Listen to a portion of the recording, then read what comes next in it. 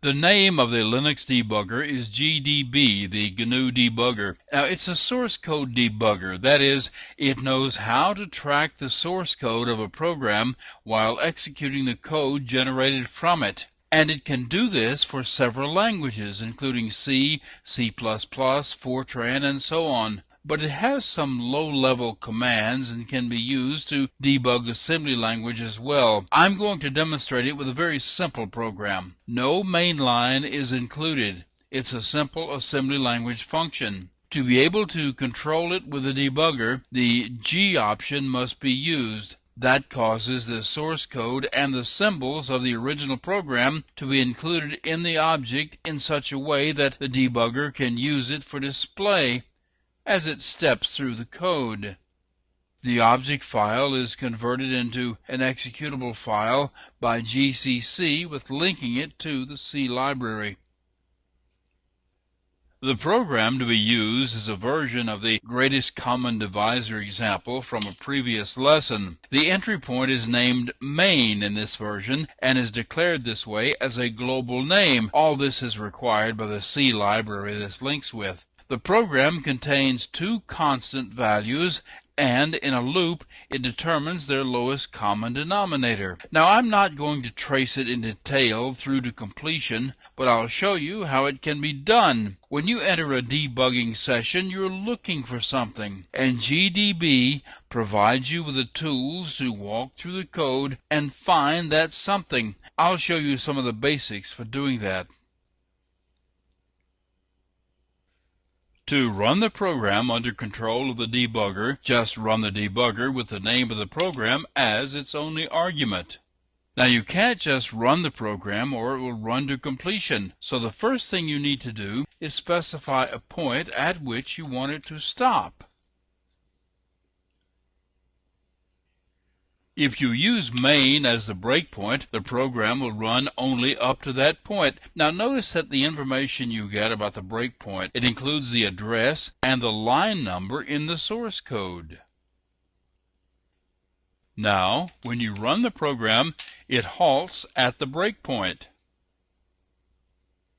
It displays a line of code from the source file. This is the line that will execute next, not the one already executed. That's important to remember if you want to check the status of things while you're stopped. The next I command is short for next instruction. Each time you enter it, exactly one assembly language instruction executes. Notice that the display of the upcoming instruction includes displaying the comment. At this point, the values should have been loaded into the EAX and EBX registers, and you can use the info command to look at the registers.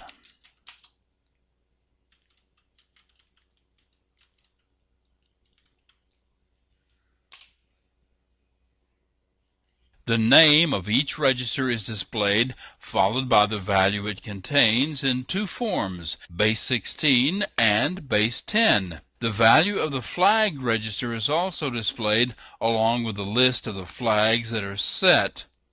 At the bottom are the values of the segment registers, which are not used in the 32-bit programming model that we've been using. You can also look at the values in the floating point registers. As you can see, for this program, they're all empty. You can use info to look at several different things.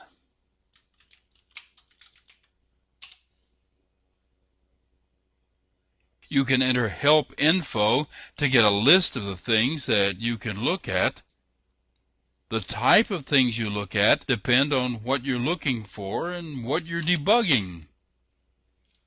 Some of the info options are for general debugging, and some are only for specific languages. And of course, info is not the only command available to you.